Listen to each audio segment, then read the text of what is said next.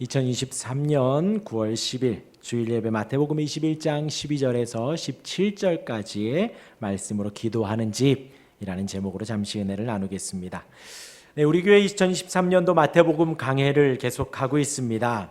지난 금요일에는 예수님이 예루살렘으로 입성하셨지요. 어린 나귀를 타셨습니다. 그 나귀를 데려오는 과정에서도 예수님의 신적 권위가 드러났고요. 예수님의 전지성이 드러났습니다.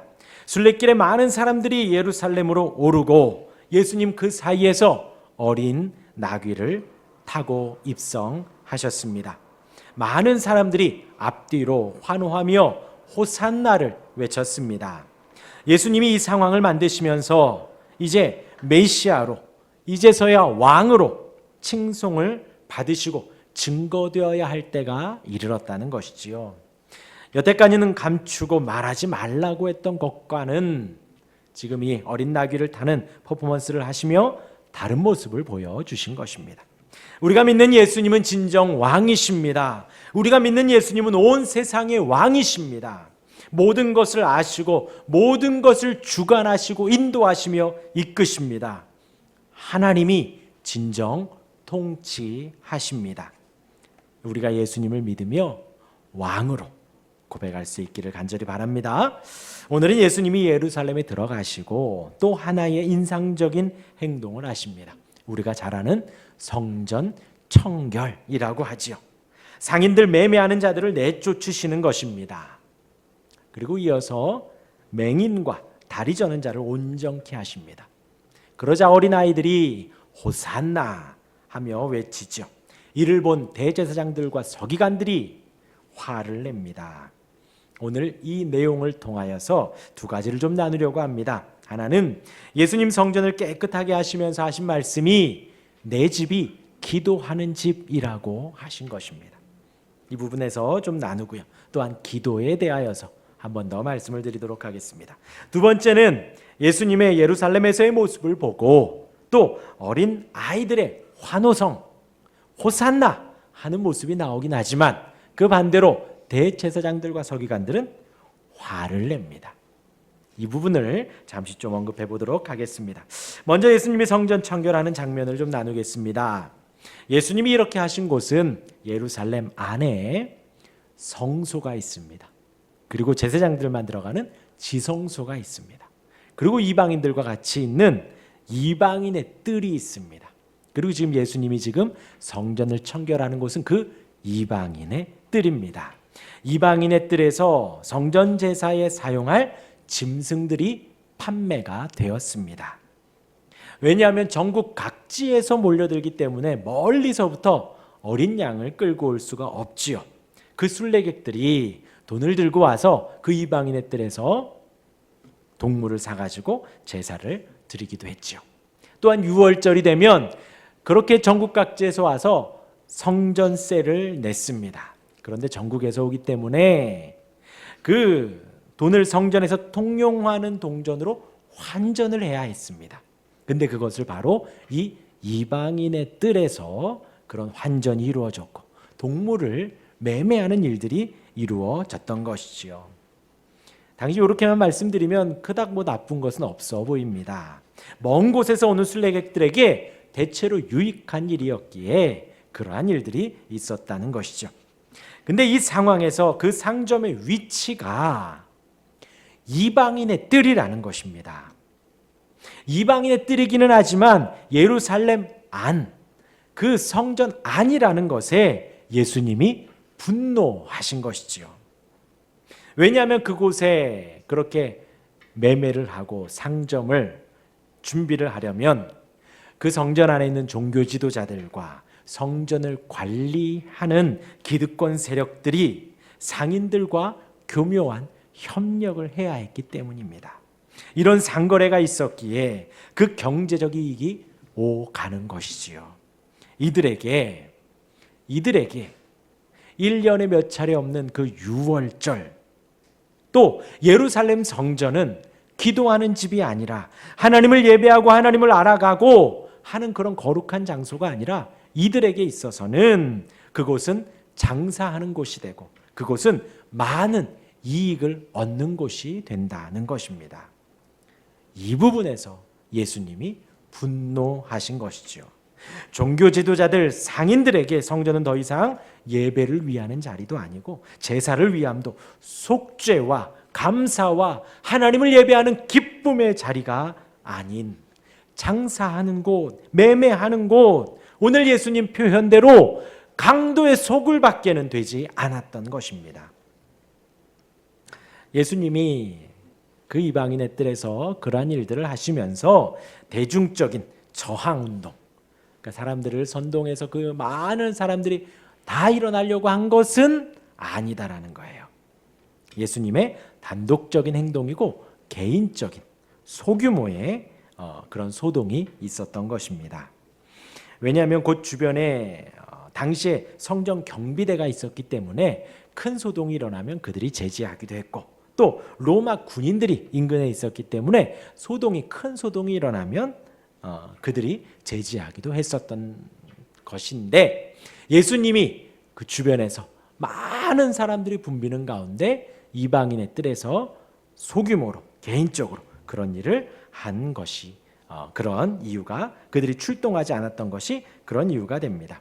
오늘 여기서 예수님은 예루살렘 성전이 기도하는 집이라고 말씀을 하셨습니다. 예수님이 이렇게 하신 이유는 이사야서 56장 7절의 말씀을 인용하신 것입니다. 우리 함께 읽겠습니다. 마태복음 21장 오늘 본문 13절을 같이 읽겠습니다. 시작. 그들에게 이르시되 기록된 바 내 집은 기도하는 집이라 일컬음을 받으리라 하였거늘 너희는 강도의 소굴을 만드는도다 하시니라. 성전은, 예배당은 하나님을 예배하는 곳입니다. 이곳은 기도하는 곳입니다. 곧 기도가 무엇인가? 자, 묻겠습니다. 여러분 앞을 보시고, 기도가 무엇입니까? 기도라고 하면 어떤 청사진이 떠오르시나요? 고행처럼 느껴지시나요? 혹은 무릎 꿇고 있어야 하고, 두 손 모으고 있어야 하고, 눈을 감아야 하고.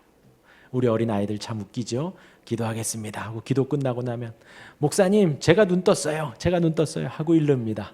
서로 같이 눈 뜨고 있으면서.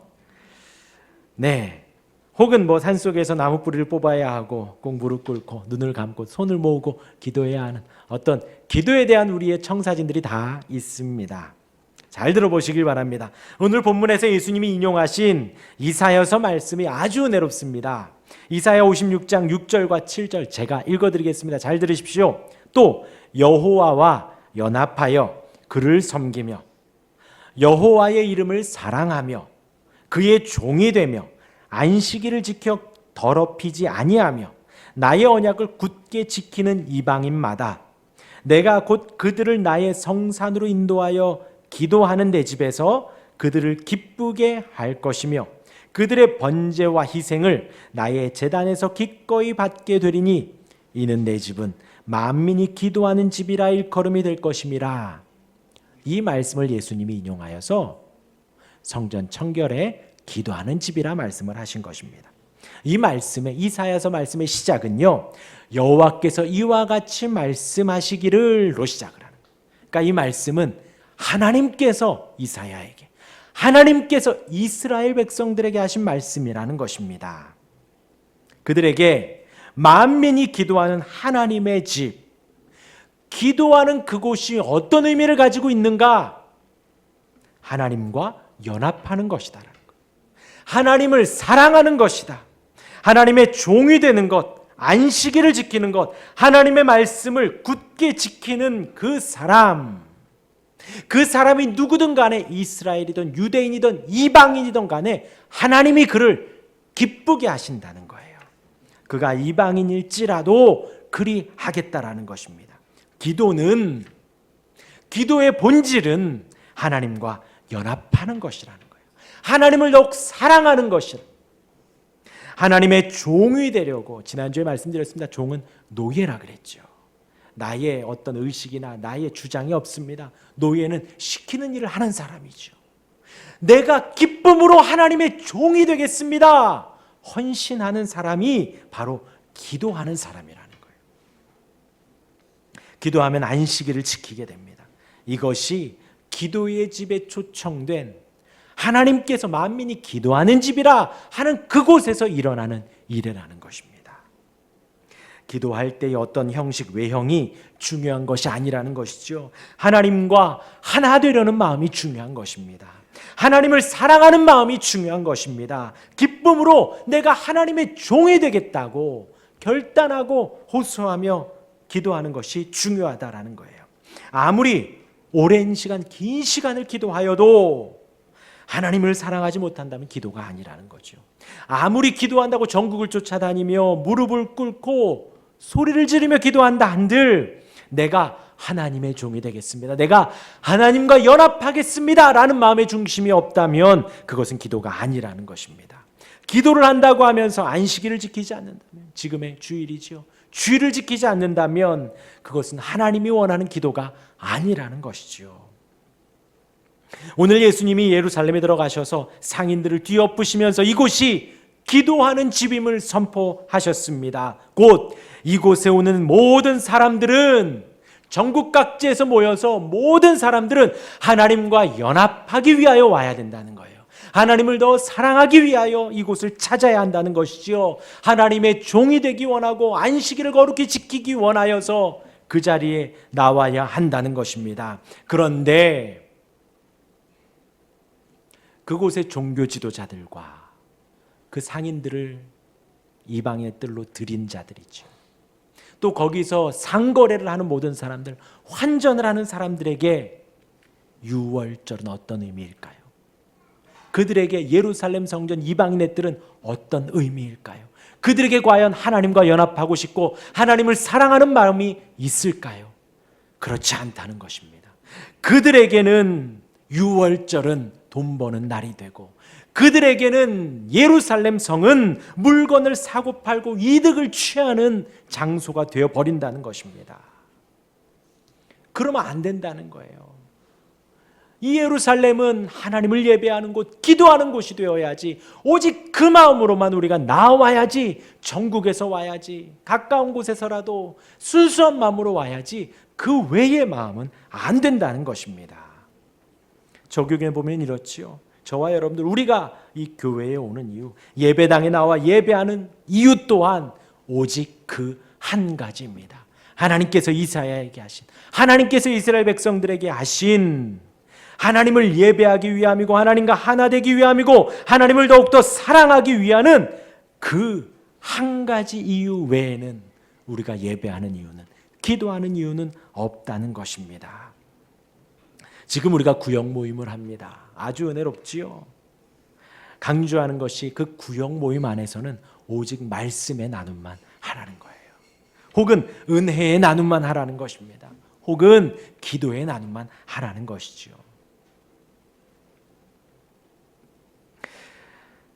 그 외의 것은 하면 절대 안 된다는 거예요. 하나님께서 당시 예루살렘 성전을 세우신 목적은 분명했습니다. 그리고 하나님이 이곳에 예배당을 세우신 목적도 분명합니다. 여기는 하나님을 예배하는 곳입니다. 우리가 저와 여러분들이 하나님과 하나 되고 연합되기 위한 그 목적만 이루어 가야 하는 거예요. 오직 하나님을 더 사랑하는 마음만 우리는 이곳에서 더 커져야 하는 것입니다. 그 목적, 그 이유를 우리가 되찾아야 합니다. 저와 여러분들이 나오면서 비록 우리가 이곳에서 상거래는 하진 않지만, 환전을 하지는 않지만, 저와 여러분들이 오늘 이곳에 나오면서, 매주 이곳에 나오면서, 혹은 수요일, 금요일 이곳에 나오면서 어떠한 마음으로 나오나요? 기도한다고 하면서 눈을 감고 마음을 모아 내 입술을 읊조릴 때에 어떠한 마음이 내 중심에 있는가라는 것입니다. 하나님과 하나 되려는 마음, 하나님을 더욱더 사랑하고 내가 하나님의 종이 되겠다라는 그 마음만이 우리에게 회복이 되어야 합니다. 절대로 그것을 잊지 마시기를 바랍니다. 기도하는 집, 또 기도에 대한 말씀 하나 더 드리겠습니다. 우리 기도의 자세가 어떠해야 하는지요? 우리가 지난주 중에 누가복음을 읽었습니다. 누가복음 중에 18장 9절 이하에 보면 예수님께서 기도에 대한 예를 드시면서 두 사람을 언급하십니다. 바리새인과 세리입니다. 제가 읽어드리겠습니다. 누가복음 18장 11절과 12절 말씀입니다. 바리새인은 서서 따로 기도하여 이르되 하나님이여, 바리새인이 지금 기도하는 거예요. 하나님이여, 나는 다른 사람들 곧 토색, 불의, 간음을 하는 자들과 같지 아니하고 이 세리와도 같지 아니함을 감사하나이다. 나는 일해에 2번씩 금식하고 또 소득의 11조를 드리나이다 하고. 네, 저와 여러분들이 바리새인 하면 색안경을 끼고 봐서 그렇지요. 지금 이 바리새인의 기도는 틀린 게 하나도 없어요. 기도를 잘못하고 있는 것은 아닙니다. 제가 설명해 드릴게요. 토색하지 않은 것, 토색은 빼앗는 겁니다. 사기치는 거예요. 그렇지 않았다고. 불의, 옳지 않은 것이지요. 우리 여러분들이 살면서 불의한 어떤 소득을 얻거나 불의한 일을 하진 않습니다. 우리가 보통 합법적인 일을 하지요. 불의는 옳지 않은 것, 그렇게 하지 않고 간음, 배우자 아닌 다른 사람과 잠자리하는 것, 그렇게 한 사람 없지요. 그런 것들을 하지 않았다고 하나님께 감사 기도를 하고 있는 거예요. 기도의 내용이 틀린 것이 없죠. 저와 여러분들은 사실 이런 마음으로 기도하고 있을 수 있습니다. 그렇게 지켜주셨으니 감사하다라는 거예요. 더 나아가서 이 바리새인은 7일에 2번씩 금식한답니다. 저와 여러분들 1년에 1번 금식하기도 힘든데 이 사람들은 7일에 2번씩 금식합니다. 소득의 11조도 빠짐없이 하고 있다고 합니다. 어찌 보면 매우 건전하고 바른 성도의 모범적 기도 같지만 중요한 건 예수님은 지금 이 사람의 기도를 칭찬하지 않으셨다는 거예요. 예수님이 칭찬하신 기도는 그 다음 세리의 기도입니다. 제가 읽어드리겠습니다. 누가복음 18장 13절에 세리는 멀리 서서 감히 눈을 들어 하늘을 쳐다보지도 못하고 다만 가슴을 치며 이르되 하나님이여 불쌍히 여기소서 나는 죄인으로소이다 하였느니라. 이 두 사람의 기도의 차이가 무엇일까요? 세리가 하늘을 쳐다보지 못한 이유가 무엇일까요? 졸고 있는 걸까요? 왜 하늘을 쳐다보지 못하고 고백을 하는 걸까요? 그것은 세리가 하나님이 어떤 분인지 정확히 알고 있었기 때문입니다. 이 세리가 가슴을 치며 불쌍히 여겨달라고 머리를 숙이며 외쳤던 것은 하나님 앞에 자신이 정말 큰 죄인인 것을 알았기 때문입니다. 그 거룩하시고 전능하시고 위대하신 하나님 앞에 초라하고 보잘것없고 죄만 가득한 내 모습이 보였기에 그렇게 세리는 기도했던 것입니다. 반대로 바리새인은요, 꾸준히 기도하며 율법을 지키고 11조를 정확하게 하고 불의한 일은 하나도 하지 않았지만 정작 그 사람은 그 율법을 말씀하신 하나님이 얼마나 거룩하고 의롭고 사랑이 많고 자비한지는 알지 못했던 것입니다. 또한 자신이 하나님 앞에 의롭고 정직하고 신실하고 믿음직스럽다 라고만 알지 하나님 앞에 자신이 연약하고 부족한지는 몰랐던 것입니다. 여러분, 저와 여러분들이 기도할 때 어떻게 기도해야 할까요? 하나님을 정확히 알고 기도해야 합니다.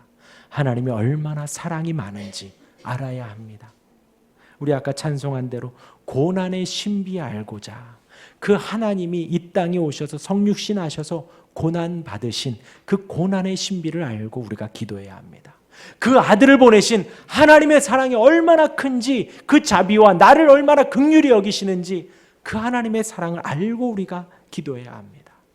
그리할 때 하나님 앞에 내 모습이 얼마나 초라하고 비참하고 내 모습이 얼마나 부족하고 연약한지 알게 되어 이 세리와 같이 기도할 수 있게 되는 것이죠. 그때야 진정 우리가 무릎을 꿇을 수 있고 그때야 진정 우리가 머리를 속여 기도할 수가 있는 것입니다. 다시 본문으로 돌아오겠습니다. 이어서 마태복음 21장 14절, 오늘 본문이죠. 우리 같이 한번 읽겠습니다. 14절 같이 읽겠습니다. 맹인과 저는 자들이 성전에서 예수께 나옴에 고쳐주시니. 예루살렘 지금 어린 나귀를 타고 영광 가운데 입성하셨지요. 왕의 행차라 말씀드렸습니다. 왕이신 그분이 성전을 깨끗하게 하셨습니다. 성전 청결을 하시고 왕이신 그분이 다스리며 통치하시면서 진정한 왕으로서 몸이 불편하고 아픈 사람을 온전하게 해주시는 것입니다. 맹인과 다리 저는 자들, 그들이 지금 이방인의 뜰에까지는 들어왔지만 그들이 성전에는 못 들어갑니다. 율법 가운데 몸이 불편한 사람은 성전에 못 들어가는 거예요. 그런데 예수님은 이 맹인과 다리 저는 자들을 온전케 해주셨습니다. 보게 해주시고 다리를 고쳐주신 것입니다. 곧 이들로 하여금 성전에 들어갈 수 있도록 만들어 주신 거예요. 여러분, 저와 여러분들이 이 자리에 있는 것 예수님의 공로 때문입니다. 저와 여러분들이 이 자리에서 하나님을 예배하는 것 예수님의 이름 때문입니다. 그 예수님이 우리를 부르시고 우리를 온전케 하시고 고쳐주시며 인도해 주셨기에 우리가 예배할 수 있는 것입니다.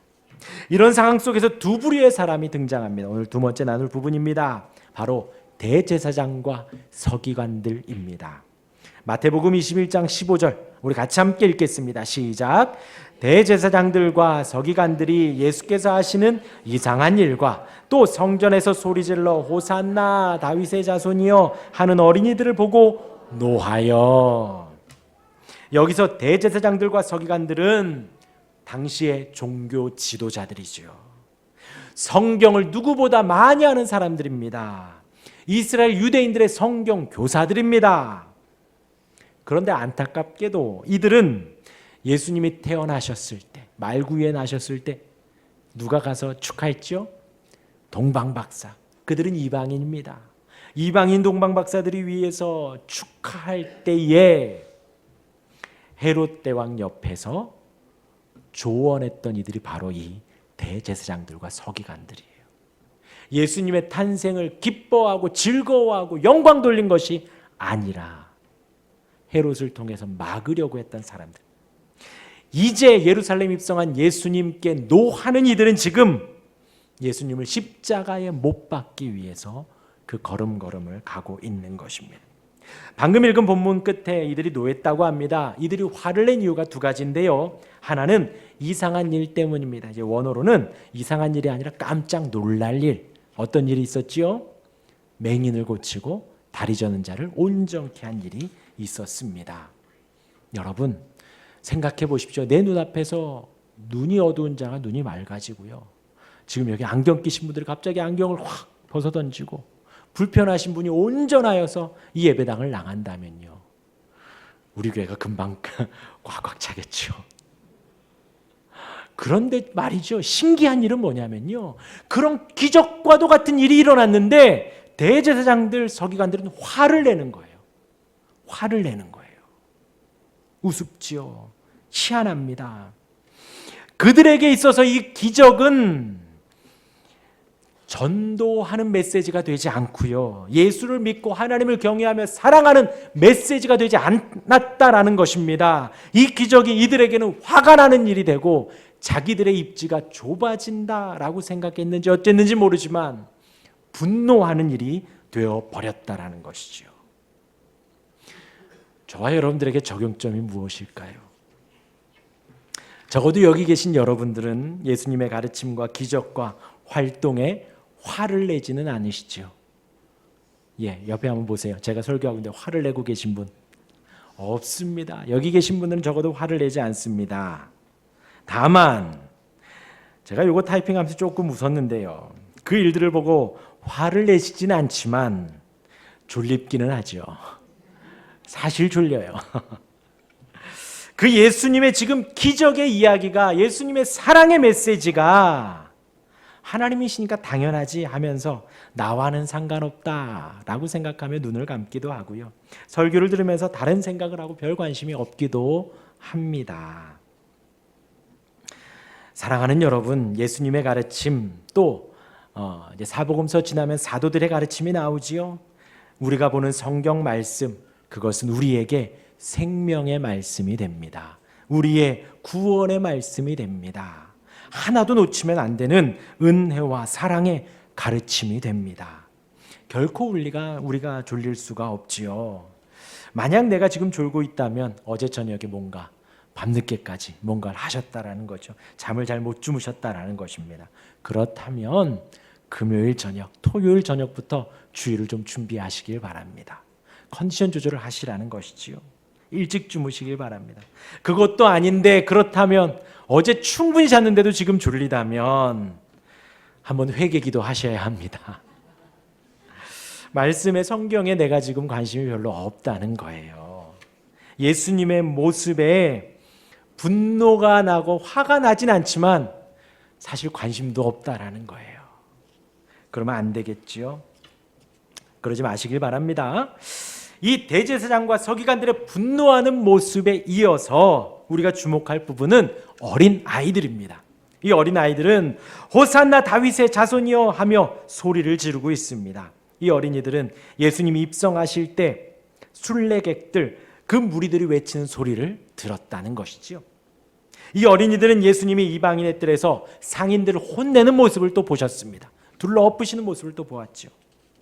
그렇게 깨끗하게 하시며 기도하는 집이라 외치는 모습을 보았고, 또 예수님이 예수님께로 온 맹인들과 다리 저는 자들을 고쳐주신 장면 또한 보았습니다. 얼마나 긍휼이 넘치며 얼마나 전능하신지 이 어린아이들도 똑같이 보았다는 것이죠. 그런데 이 어린아이들은 그 모습에 화를 내지 않고 본인이 들었던 대로 호산나 호산나 다윗의 자손으로 오시는 이여 우리를 구원하옵소서 외쳤던 것입니다. 마태복음 11장 25절에 그때 예수께서 대답하여 이르시되 천지의 주제이신 아버지여 이것을 지혜롭고 슬기 있는 자들에게는 숨기시고 어린아이들에게는 나타내심을 감사하나이다. 이 말씀이 적용이 된 거예요. 자기가 지혜롭다, 슬기 있다 하는 대제사장과 서기관들은 지금 눈이 감추어졌고요. 이 어린 아이들에게는 예수님의 그 사랑과 전능하심이 보였기에 그들은 보인 그대로 들은 그대로 하나님 되심을 받아들이며 왕 되심을 받아들이며 기쁨과 은혜로 고백을 하는 것입니다. 우리가 하나님을 알아가고 예수님을 높이며 하나님께 기도하고 할 때에 지금 이 어린아이와 대제사장들의 차이가 무엇일까요? 하나님에 대한 지식이 우리가 깨달아질 때 그 은혜가 내 삶에 영향이 있을 때에 저와 여러분들은 나는 지금 어떻게 반응하느냐라는 것입니다. 나에게 이득이 있는가 손해가 있는가 생각하며 주춤주춤 하시지는 않는지요. 소리 높여 찬양하고 기도하는 것에 내 자존심이 무너지는 것 같아 입을 꾹 다물고 있지는 않은지요. 한번 생각해 보고자 합니다. 이 어린 아이들처럼 내가 생각되어지고 깨달아지고 이해되어지고 마음에 감동이 있다면 앞뒤 재지 마시고 움직이며 행하고 찬양하며 경배하고 헌신하며 외치시길 바랍니다. 호산나 다윗의 자손이여 나를 구원하옵소서 외치는 우리가 되기를 간절히 바랍니다. 정리하겠습니다. 오늘 제목은 기도하는 집입니다. 우리가 예배당을 찾는 것은 예배하고 기도하기 위함입니다. 그 기도의 본질은 하나님과의 연합입니다. 하나님을 더욱더 사랑하는 것입니다. 그 마음만 있으시면 돼요. 하나님의 종이 되기로 결단하는 것이고 안식일을 주일을 거룩히 지키는 것입니다. 또한 주님의 기쁨이 되어 주님 주시는 기쁨을 누리는 것이 기도입니다. 더하여 우리는 기도할 때에 하나님이 어떤 분인지 정확히 알아야 합니다. 얼마나 크신지, 위대하신지, 전능하신지, 그 앞에 나는 얼마나 보잘것없고 비참하고 못났는지를 알고 기도해야 합니다. 세리와 같이 나는 죄인으로소이다 기도할 때 우리 주님이 의롭다고 칭찬하십니다. 또한 여러분들 말씀을 보시며 예배하며 예수님의 행적과 하나님의 모습이 나올 때에 어린아이처럼 반응하시길 바랍니다. 나는 지혜롭고 슬기로우니 한 걸음 뒤로 빼지 마시고 어린아이와 같이 하나님을 의지하며 주를 바라봐야 하니 외치시며 주님께로 더 가까이 가시기를 바랍니다. 그렇게 이 기도하는 집에서 기도하는 집에서 하나님을 더 잘 섬기는 우리가 되기를 주님의 이름으로 축원합니다. 아멘.